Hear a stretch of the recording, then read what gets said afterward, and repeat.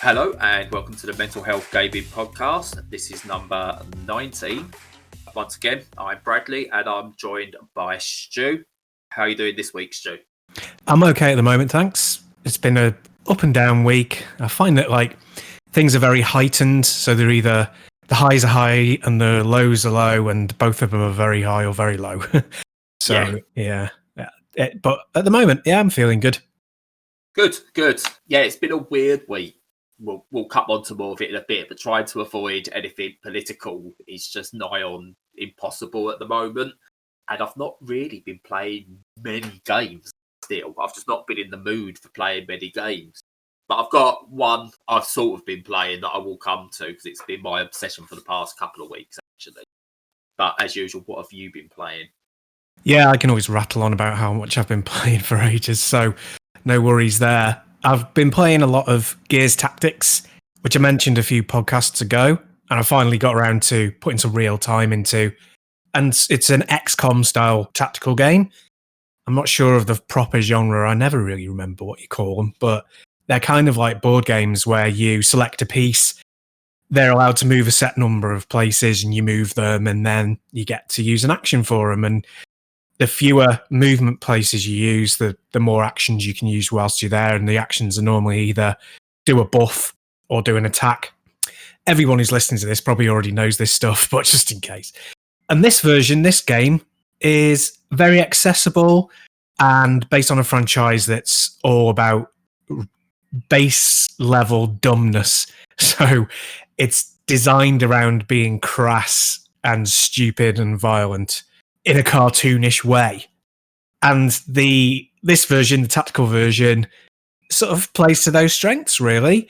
It's got more thought behind it, obviously, than the regular third-person action game does, but only by a small amount. It's kind of lean. You don't have to think a great deal about which options are available. You sort of stack your character with abilities from a small selection before the confrontation, and each one of them sort of specializes, which is great, which I'll come to in a second. And then you take them out into the battlefield and all sorts of hell breaks loose, and you're blowing stuff up, getting blown up, sniping stuff from across the map. Great fun. And yeah, one of the reasons why it works so well is that it embraces that melodrama, crassness, silliness, everything from it's kind of like an 80s action movie, the franchise, and it always has been. Yeah. And it just embraces that, doesn't worry about it, doesn't try and do anything clever, doesn't try and subvert it. It's not trying to be ironic. At the same time, it knows what it is, so it's not stupid. The only stupidity in it is very deliberate. And you can tell because layered on top of that is how fantastic it looks and how much effort is put into the presentation and the characterization. And each character is very distinct. And even though they're just archetypes, they are distinct from one another. And put all that together, and it makes it a really fun package. So it doesn't break any new ground. And in fact, it takes a couple of steps back from more sophisticated games of its ilk. But that doesn't matter. It's just a laugh, and a very attractive one at that. So as someone who has played XCOM and found themselves in a corner, crying and sweating uncomfortably because it just broke them because they couldn't understand it, but very much enjoyed Mario and Rabbids Kingdom Battle. Where does the Gears game come into fit in that spectrum? That's a great structure to use, actually. It's very close to the Rabbids one, really. It's much closer to that end. A bit more sophistication and a few more options, but not hugely. I think it does what it does well. It kind of copies from that tier of tactical games. So it just goes, yeah, okay, so you've got 3 buff style moves that you can do. And apart from that, the tactics come in of, oh, well, when do I activate that? Do I give somebody an extra move now? Or do I save that for 2 moves down the line because it's got a big cooldown? Or do I use a grenade, which will, again, take 5 moves cooldown?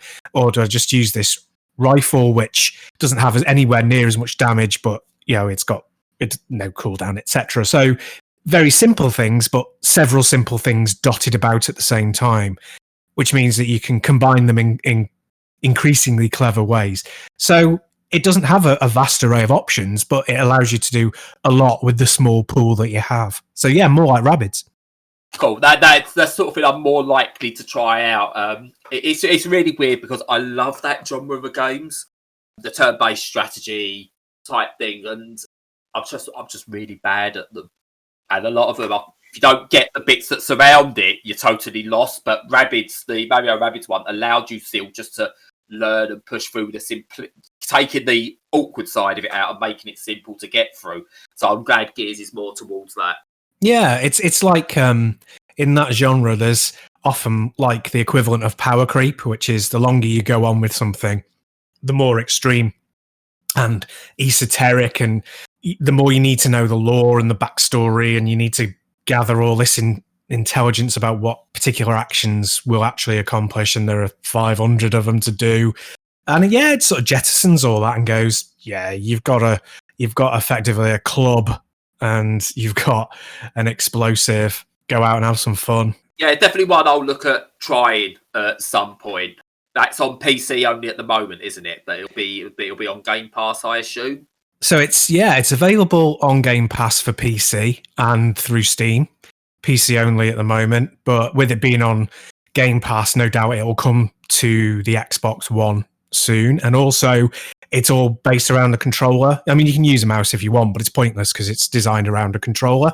So, like Rabbids, it's got easy inputs, so it's very accessible. So what I will say, and feel free to cut this out if you get a bit embarrassed, obviously, but thanks to yourself, I can now play PC. So I will give this one a try, see if it can handle it. But it's definitely one I'm interested in, and I will give that one a try. Yeah, do. I tried it on my older PC, which isn't my gaming one, and it performed really well with the settings set low. So I think it's quite flexible as well. So yeah, give it a go. Excellent. So I'm going to talk about my probably one and only game at the moment, and it's not a console game. I've kind of downloaded the apps for Android though in the end, but I've been playing a ton of Sudoku. I knew there were different types of Sudoku previously, rather than the classic, just like 1 to 9 in all the different boxes, and you just follow that same rule set. That there's actually various different rule sets attached to Sudoku that make it not always harder, but add a different set of rules to it. And I never entertained it because I thought I'm just not clever enough, even though I can work out logic puzzles really well. I thought I'm not going to be clever enough to do these. And there's these, you got chess Sudoku, which adds in rules, whereas your columns and your rows can't contain the same number. Your 9x9 box can't contain the same number. But also, based on any one number from a knight's move position, that can't also be the same number. There's a king's Sudoku, which means that nothing that can be made in a king's move can then be the same number. And so it adds these restrictions to it, and it makes a really good way of making some logic-based moves to be able to complete the puzzle. It's one of those things that sounds really, really complicated, and I got playing them, and I've just become obsessed. They are just so good to play, and I went back and tried classic Sudoku, and the main problem I had was I kept trying to look for the other restrictions within the game, knowing that I didn't need to worry about them. And I got onto these, and I'm going to plug their channel. There's a channel on YouTube called Cracking the Cryptic. It's hosted by Mark Goodliffe, who I didn't know. Obviously, this one is 12 times winner of the Times Crossword Championship. And Simon Anthony, who is just an expert in Sudoku. I think he's done stuff like Team GB for Sudoku. I didn't know there was something. But the passion that comes from these guys, especially Simon, who I've watched a lot of, is just something wonderful. Watching him go through the logical process of cracking these puzzles, and when he finds things that then take him through a route of like, I'm now just going to go bang, bang, bang, complete this, and just seeing his astonishment at it is just outstanding. And his love for the different crafted puzzles there are, it resonates. And I think we spoke one of our earlier podcasts about people who are passionate about a subject and just how they can make it seem so wonderful and so joyful. That's what Cyberman does for this. It's just, it's only Sudoku, but it's my new, I'm going to say it's my new lockdown obsession. When you play the more sort of intricate ones, does it make the regular Sudoku feel easier? I.e., has it made you better at the standard version? If anything, it's made it a bit harder, because I'm looking for the one that has the biggest effect is chess Sudoku, because I'm always looking for those knight's moves and king's moves, because there's no visual clue on the board, whereas with Thermo and Sandwich, there's visual clues on the board, so you're using those to do it. But with Knight Sudoku and King Sudoku, you don't have those visual clues, so you're looking for them while playing those. If you go from that directly back to a classic Sudoku, then that's where you start to go, I'm overcomplicating it, and that can cause some issues. So I'm saying issues like it's a bad thing. I mean, my one suggestion would be, if you do play these or you ever want to try these, and that you can get them all on Android, and I'll put a link in descriptions and that, is go from Sandwich or Thermo back to classic. Don't go from chess Sudoku back to classic, because that's the one that will mess with your head a little bit more. And I think I said Sudoku and every other various pronunciation of that in that description. But yeah, it's great. Cool. So what else have you been playing, Stu? I've also been playing Rigid Force, which you can't even say without laughing. Oh man, I don't know if that was a deliberate thing on the side of the developers or whether it's an unintentional bit of humour, but it sounds like it should be a hentai game. It's not a hentai game, it's a shoot 'em up, an old-fashioned horizontal shoot 'em up, and it's in the style of R-Type. The ship itself is, generously, we'll call it an homage to the R9 from the R-Type series, so it looks identical basically. But the game itself has a couple of wrinkles that make it reasonably different from R-Type. It has a system where you grab green dots after destroying an enemy, which fill a bar, and the bar can be used to power a defensive sword, which does like a chalkboard erase of bullets coming towards you, and your super weapon. So that's very straightforward. It's kind of like shoot stuff, collect the stuff using a separate button, and then use it for other stuff. And that's very straightforward. And it also tweaks what you do with the Force, which is the ball of metal and energy that flies in front of your ship in R-Type, where you can position it in various degrees of forward and backwards. So like forward direct, forward spread, mid, backwards spread. So you can cover any angle of your ship, basically, but using a button rather than either turning your ship or physically removing the Force and then locking it to the rear, which you do in R-Type. So it has enough wrinkles for it to be its own game and not just be a blatant copy. The graphics are very sort of simple. They're clean and they're unobtrusive. Some of the colours are nice, but it's very kind of, it's kind of not very exciting to look at. Yeah. The structure of the levels is all right. Some of them are more interesting than others. Some of them are a little bit lacking in features, shall we say.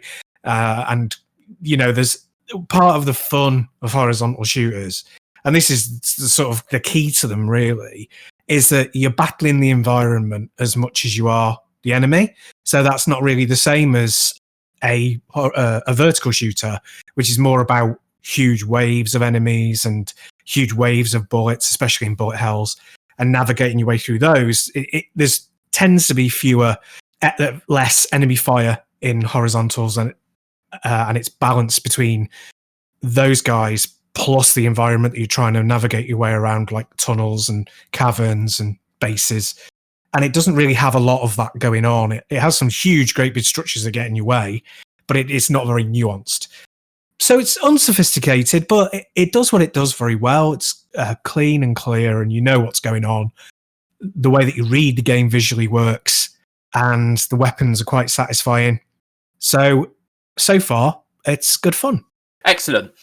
Yeah, no, it's one that intrigued me, but again, one of those genres I'm not very good at. Obviously, there are some games I am good at, but it's another one of those where it's just not one I can do justice. But yeah, it did look good, but yeah, the name did get a little childish laugh out of me as well. Oh, hell yeah, you can't avoid it. You can't avoid the rigid force. No. But yeah, no, sounds good. And you'll have a review for that one at some point as well, won't we? So Indeed, yeah, I'll be writing a review for that one. So keep an eye out for that on the site. So gonna move on from games now because talk a little bit about some mental health stuff because that's what we do. And after last week's, we're going to keep it a little bit shorter and hopefully a little bit less depressing. I was due to have an op this week on my eye, which ended up getting postponed. But it made me discover something which I didn't realise in that time. Is I actually suffer quite a bit with anxiety as well. Before my a couple of weeks ago, I was meant to have laser surgery on my other eye. I don't know if it was the fault of going to a hospital during this time or anything like that.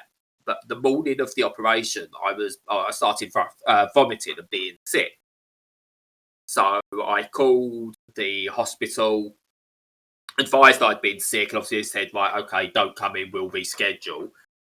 So did that, but I felt better later in the day. Didn't think much of it. And then yesterday, when I was due to go in, I started feeling really sick. I didn't actually vomit, but it dawned on me that the anxiety coming out. I was speaking to someone. They went, "Yeah, you've got a lot of other issues such as your depression and so on. So anxiety is part of that." And one of those things I've never put two and two together. I realised that I actually suffer from quite bad anxiety with certain things. But yeah, it was coming out in sort of trying to be sick, or not trying to be sick, but feeling physically sick and dealing with it and realising that sort of like became as a huge relief because I didn't know what was wrong with me a lot of times when I was being sick quite often. Or feeling physically sick, quite often. And I thought it was something wrong with me. And it's only now I've realised it's anxiety-based, and that's become quite a relief. It's always better to know, isn't it? Even if it's knowing something bad, it's better to know where something's coming from.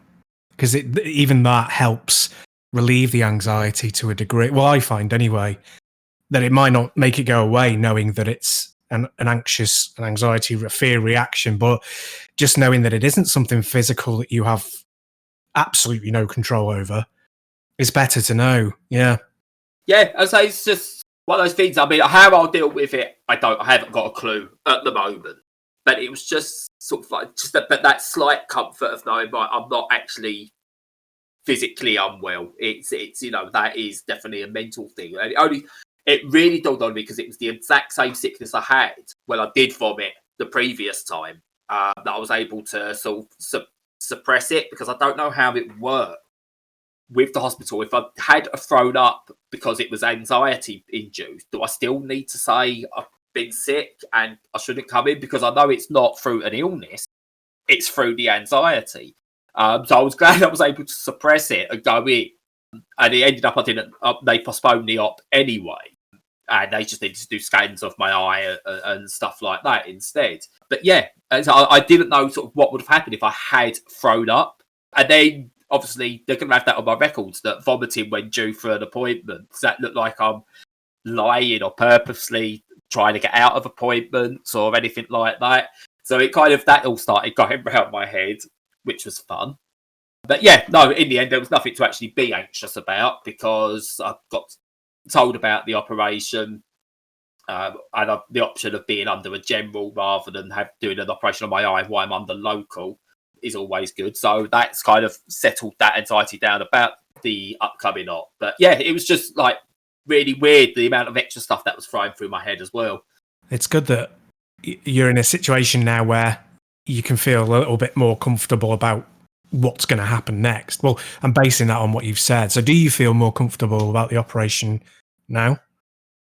The operation itself, yes. The only bit I am concerned about, because I say it gave me the option, we can do it under local or you can do it under, I went, no, I'm doing it under general. I don't like people touching my eyes as it is. The idea of I can't even touch mine, it's a phobia.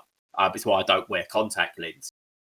So you're like, okay, yeah, we can do it under general, that's not a problem. Just a few days beforehand, though, you will need to come in and we need to do an injection into your eye. Right, okay. Do I? Anyway, yeah, it's not going to be as bad as what it sounds, honestly. It goes and it's over very quickly, but it is something that needs to be done to make the operation sort of like easier to do. So I know I'm going to be dreading that point, but I'm going to just have to be a brave boy and put up with it. But that's the only bit I'm dreading. The actual operation, I don't really mind because I've been under general anaesthetic once when I broke my hip and I needed an operation to repair it. And for what seemed like an hour whilst I was being put under, it was probably only about 30 seconds, I had the most insane, trippy journey I've ever been on in my mind. And if I can revisit that, then yeah, I'm okay being put under for an operation. Oh, that sounds pretty awesome. Yeah. How did you break your hip? That's difficult when you're young. Playing football. Ah, right. It was when we used to live up in Liverpool. We went to play a football game. The first football game we played as a team we'd put together in Wigan, near the Wigan Athletics football ground, and it was an all-weather pitch. It'd been raining. I went up to claim a cross, and as I started to come down, one of my other players has caught me. And instead of coming down feet first, I literally landed horizontally straight on my hip and snapped it in half. Oh my God. Yeah, so I was fitted on the pitch and all sorts. But yeah, that needed an operation. And the surgeon afterwards said to me, he goes, just to let you know, we had a lot of problem actually screwing in the plate and everything. He goes, because your bones are that strong. He goes, the only time I've seen a break like that is either an old person whose bones are now brittle, or someone who's been in a motorbike accident, that's the force you hit the ground with. Oof. It's like, but yeah, that was the only other operation I've had. Nice. This is why I never went up for headers. Always a bad idea. Let the tall people do it. But yeah, no, aside from all of that, it's obviously trying to avoid, not trying to avoid, but trying to sort of move on with life, with everything that's going on at the moment. It's just been insane because there's no break from anything, and it's not a bad thing, I don't think, but at the same time I'm waking up every morning checking the news or social media and just going, wow, it's just really not letting up at the moment. How's that affecting you, would you say, at the moment, that stuff? It is completely weird because I mean, you can look back to what happened in previous pandemics. And obviously they spread a lot worse in most scenarios because, people were less educated about how they travelled, and also, the medical assistance just wasn't there. But we have an ability now to be at home and isolated, but still in social contact. And that's really great. It's amazing that people can still reach out over such distances and stay in touch. And it does stop you going bananas with loneliness. But at the same time, being unable to, how strong this affects you depends on you personally, but not being able to leave your house without anxiety, to come back to anxiety, without anxiety is a very odd thing. And I mean, I kind of, when I leave the house, it's with a low level anxiety every time now. Which, of course, it never used to be. I never had any problems with that. I'm not agoraphobic or anything. So I, look forward to leaving the house, and now I don't. And that's weird. And that's even just to go around the corner.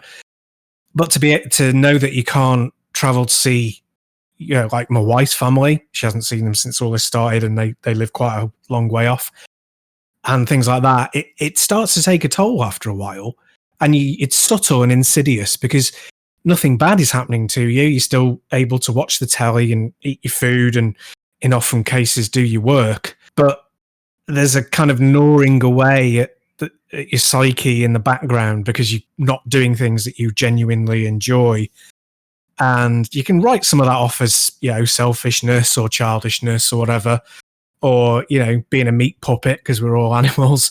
But some of it is just, it's stuff like going to see things that are beautiful or seeing things that are not in the normal run of reality, like cinema or theatre or anything like that. And the longer it goes on, the more pernicious that effect becomes. So it's kind of interesting on an intellectual level, but it's also a bit worrying. I don't know if you feel the same way. Yeah, I get that, and I do. It's one of the things we try to do, just so I could escape the kids a little bit now and again, is we do take an extra trip to the supermarket, just top up a shop. We sort of deliberately don't get everything we need when we do the main shop, and so we can go out and get, because it's the only way we can escape for half an hour to an hour from the kids and give ourselves a bit of sanity. But that, let's say, racks you then with guilt. Again, there's an anxiety about it, going, I'm taking a risk and I can't do the things I would usually do. Say, we would usually now and again go out for a coffee, to come and sit down in a coffee shop for 45 minutes. We can't do that. And even though we're seeing now coffee shops opening, some of the fast food restaurants opening, and things like that, they're not normal. They're not back to normal as such. There's too many restrictions in place for it, so that all does have an effect that you're still not able to go out and do the things you want to do. And even with the shops opening, which I disagree with them being able to open, by the way, but that's a completely different discussion. There's still not a normality about it. You're not able to go in and just peruse the shops, which is something I used to like doing, was just go out and just wander around, and you can't do that. And yeah, it's having an effect. But I found now the one thing that has changed, that you used to be able just to escape it all in your mind or on social media or whatever, and see, here's what other people are doing, here's what's going on, some people are going through the same, etc. But obviously, with the way the governments are at the moment, what's happening with Black Lives Matter, there's just no escape from any of it. There's nowhere you can actually turn.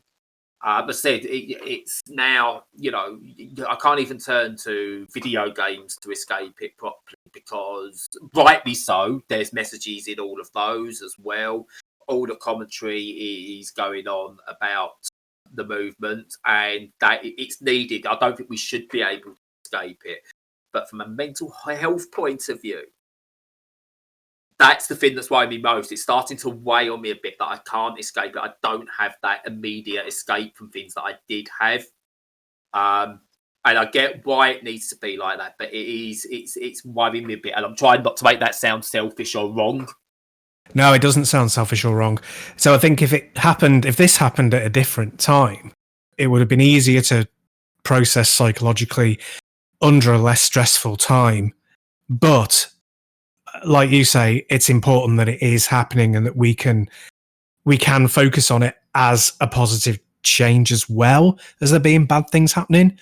Yeah, but I don't think we've seen protests to this degree before that have had such an immediate impact. And why it's now having that impact, I think, is due to the fact that everyone's locked down, so you're being forced to see it. And that is meaning that no one can escape the discussion. And that is a good thing. And I completely, anyone needs to see the Twitter for the channel to see how much we support what's going on.